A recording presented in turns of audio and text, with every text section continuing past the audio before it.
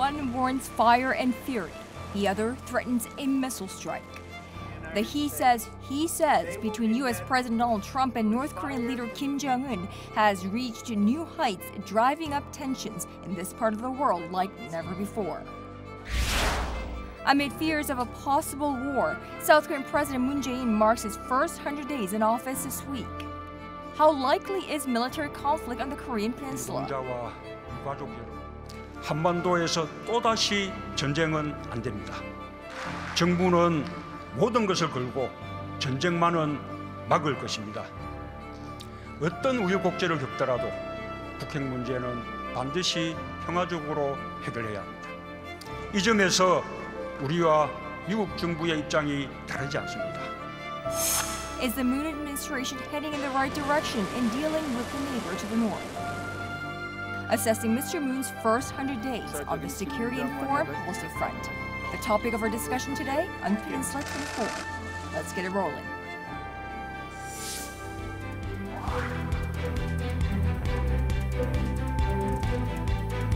And joining me in the studio to my left is Woo Jung-yeop, a researcher at Sejong Institute. Welcome to the program. Thank you for having me. And Dr. Kim Chang-su, as always, thank you for coming in this week. Thank you, and good to see you again. Now let's talk about the Korean Peninsula. So tensions in and around the Korean Peninsula are at heights never really before seen, rarely seen, I would say. An unconventional president in Washington and a seemingly nuclear-armed North Korea. Now, first off, I want to hear your thoughts on the situation, the security situation on the Korean Peninsula now. In other words, how likely is a war between North Korea and the U.S. or war in and around the peninsula? I don't think there will be a war unless North Korea is going to attack the U.S. territory, which is Guam this time. North Korea has been very clear that the purpose of having nuclear weapon is to secure their regime's survival. First, they want to have nuclear weapons to secure their survival, but if they attack Guam, and the U.S. has to respond militarily for that, and that doesn't secure their regime's survival. So first of all, I don't think North Korea is going to really attack Guam. And the second, that whether there's a chance of preventive attack by the United States to get rid of North Korea's site of missile and the nuclear facilities. I think it's a very risky thing for the U.S. to take that kind of measure because there are about 240,000 U.S. civilians now living in Korea.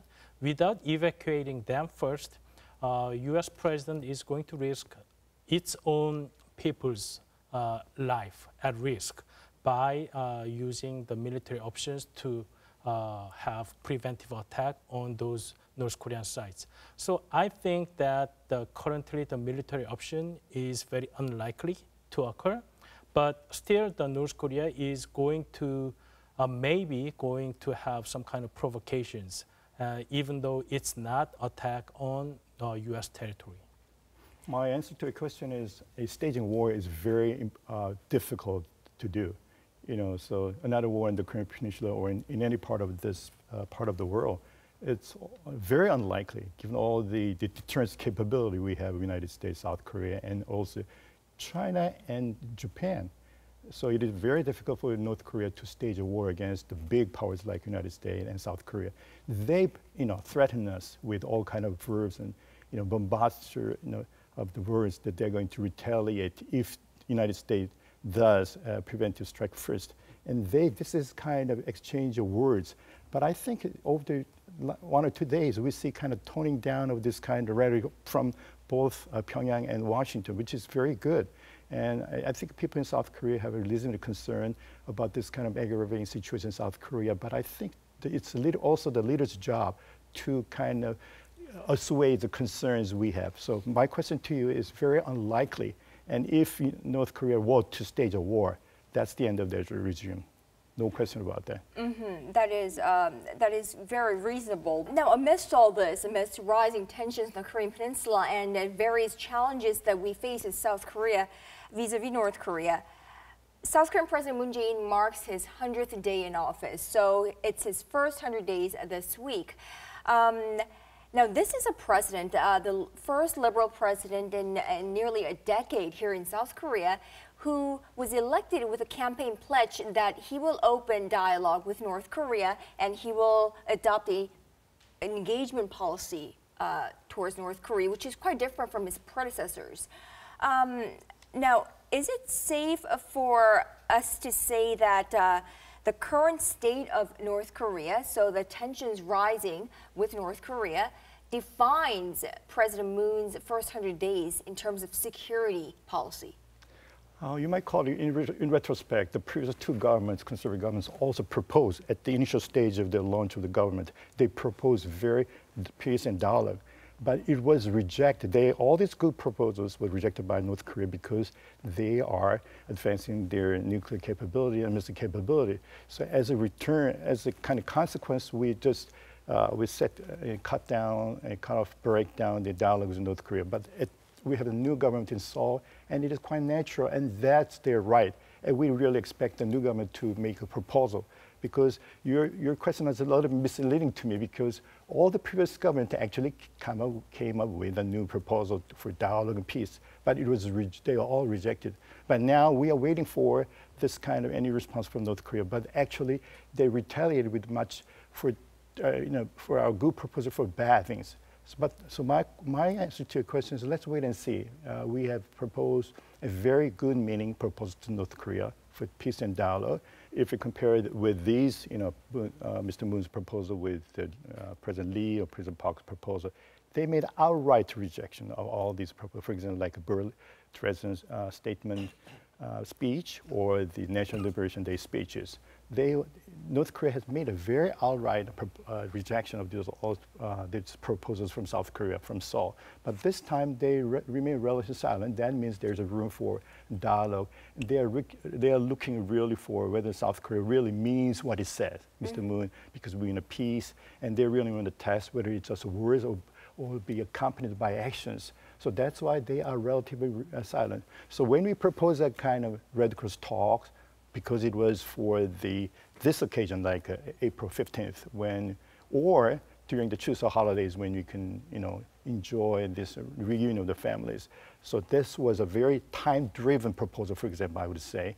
But this offer is still is open, and I believe someday I'm hopeful that North Korea will come to the kind of proposal, because even to them, this new government is much more favorable to them, comparatively speaking, with the previous governments. Well, in fact, in his Independence Day speech, President Moon Jae-in, which favorably coincides with his 100th day week. So his first 100 days, he's renewed his proposal for talks with North Korea. So we haven't gotten a response, but he's again offered talks with North Korea. 않을 수 없습니다. 적각 도발을 중단하고 대화의장으로 나와 핵 없이도 북한의 안보를 걱정하지 않을 수 있는 상황을 만들어야 합니다. 우리가 돕고 만들어 가겠습니다. 미국과 주변 국가들도 도울 것입니다.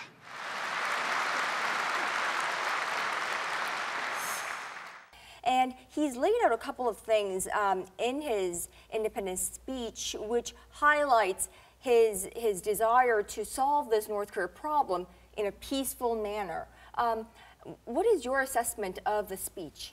I think, as I said, in principle, it's perfect, because this should be our government proposal to North Korea. Because all Korean governments, this is as he calls it, this is a legacy. The division is a legacy of the Cold War and by the imperialist Japan. So we should be much more independent, and we should take care of our own destiny. I think one of the reasons that we should be much more independent is we have to take care of our own problems, not relying too much on our outside powers. So including North Korea is a very serious problem, and it has all kinds of security and military ramifications. That's why we are relying on the U.S.-South Korea alliance and a lot of things on the extended deterrence that are scheduled to provide by the United States if there is a contingency on the Korean Peninsula. So I think this should be our policy toward North Korea, and I don't think any country object to the idea that per peace proposal for the North Korea and final unification with North Korea, this will be the end of the division of the Korean Peninsula. No question about that, because this will be actually in the long term in the interest of all regional powers, not just South Korea, but the United States and Japan and China as well. I was looking at my dictionary in my book, diary yesterday, and it was about this time of the year, during the UFG 2016, North Korea fired a SLBM successfully. So they're going to do something very similar to that during this time. So during the next week or two, or even before, leading up to the holidays, it is very unlikely that we're going to expect some good signs from North Korea, because they have their own business to do. And probably after that, they have another day like September 9th. But if we cannot see any big progress in terms of our kind of unification efforts or reconciliation efforts with North Korea, then this kind of chance will come again early next week. I'm cautiously optimistic. Well, going back to President Moon's foreign policy and this week marking the first 100 days for this president, of course, first 100 days have become a marker for the performance of a presidency in the U.S. and in South Korea alike. How would you assess Mr. Moon's foreign policy? So in terms of South Korea-U.S. relationship, South Korea-China relationship, how would you assess his first 100 days in that? There was some kind of anxiety before the President Moon Jae-in came into the office, because the characteristics of the current South Korean government is different from its two predecessors. And from the U.S. Point of view, that President Lee Myung-bak and President Park Geun-hye was more like pro-alliance, whether the President Moon Jae-in is considered as more of like independence, because they have gone through some hard time during the Nomuyan presidency when it comes to the ROK-US alliance. But I think that the President Moon Jae-in has been dealing with the US very well and very smooth, and they have successfully completed the summit, even just after 1 month after his inauguration. So there are a lot of issues that might hinder the relationship between the US and Korea, but the new president in the government is, I think, very well dealing with that, like the president of the United States, who are considered very difficult to deal with. So I think when it comes to the South Korea's policy with the United States, he has been very good, but it doesn't mean that it's like perfect. There are still the anxiety existing in the U.S. government that South Korean government might be different from U.S. stance on North Korea. So as Dr. Kim just mentioned, that South Korea and the U.S. has to discuss continuously on the matter, and I believe that they are talking all the time about how they are coordinate their policy toward North Korea. And when it comes to the China, I think it's a bit more trickier for the President Moon Jae-in, because he mentioned during the campaign that he's going to review the THAAD deployment, which caused the problem between Korea and China. And now he announced after the very recent North Korean missile test that he's going to expedite the deployment of the 4 other launchers. So now, for the strategic reasons, I guess China has been opposing very strongly about the deployment of that on Korean Peninsula, and they might have some expectations that Moon Jae-in government is going to be a little bit different on those issues. But now it turns out that the Moon Jae-in government also has to expedite the deployment of that.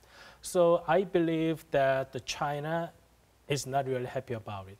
So for Korea and China relations, there are we should consider other measures that can compensate the downtime of the relations caused by that. So we have to be more creative, I guess.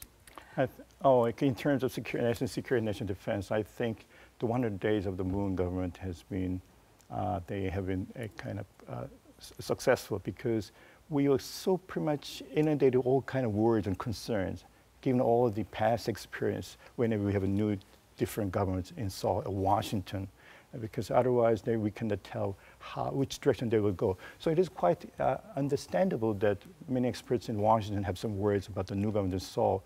But I think he has proven that I really mean what I want to say. Because I want a peace. I want to maintain a very strong alliance with the United States, and also expand our security cooperation with Japan in dealing with North Korean nuclear missile issues. I think this message has gotten through pretty well by Washington and Japan. And in that sense, particularly when it comes to national security, I think he did an excellent job, even though we have a lot of room for some other more wishful thinkings. But I think given the all kind of terrible and very serious situation, basically from North Korea, I think he did a good job. But there are critiques. There are critics who critique him because of his ambiguity, so-called ambiguity in his foreign policy. They say that his message to either the U.S. or China has been unclear at times. For instance, the deployment of THAAD, it's been his timeline, like you said, Dr. Woo, has been, rather very, I suppose, contrary to his initial campaign pledges. And that's riled China, of course.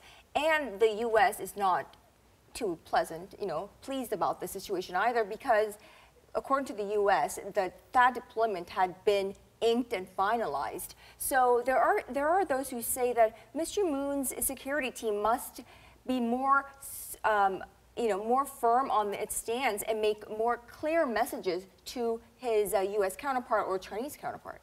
I think that problem caused way before that Moon Jae-in government came in. Our perspective on the missile defense has been very controversial since its beginning in early 2000s. U.S. has conceived of this problem as the measures to solve the possible dilemma that U.S. might face in the future about whether U.S. has focused on regional security or homeland securities.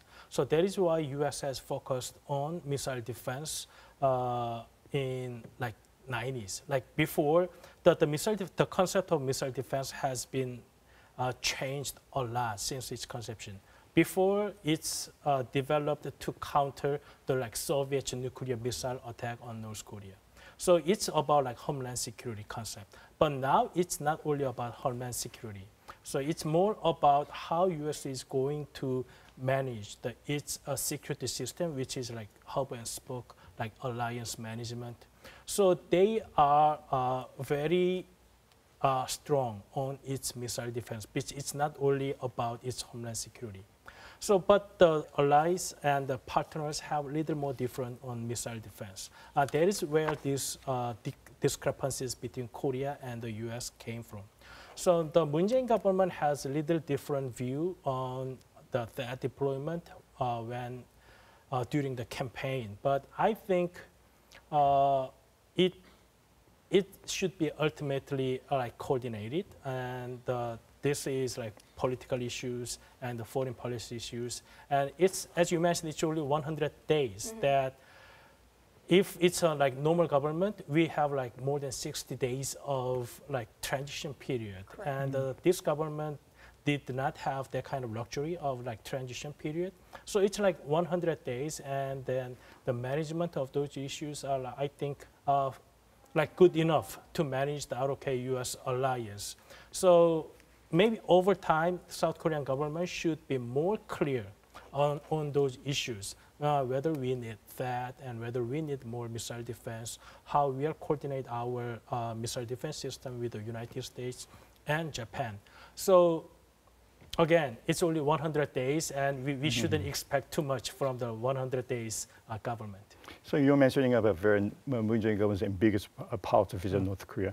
I think you call it ambiguous, but I think it's ambivalent, and also there's a good reason why they could not go further into concrete detail, because it's just given 100 days, and we haven't expected serious North Korea threats, missiles and nuclear weapons. And now they said they're going to reject all kind of negotiation with South Korea. So that's why it looked like ambiguous, not clear.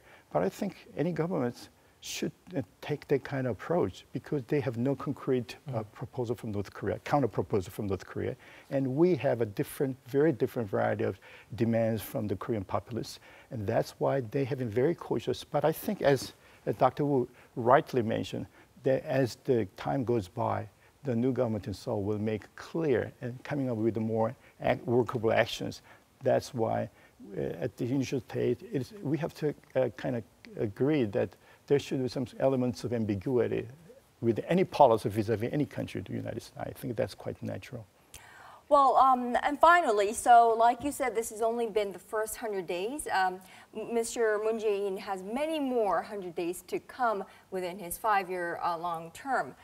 So if you have a word of advice for Mr. Moon, President Moon, and his security team, what would it be? I think they are going to face a lot more challenges than now. If our government think that this is the low point in their foreign policy challenges, I don't think it is. We will face a lot of challenges, not only from North Korea, but a lot of different kinds of challenges caused by even our own allies, like the United States, because with its new president there, we don't know what kind of policy that they are going to pursue. And we know that the US president is now facing the domestic political issues himself.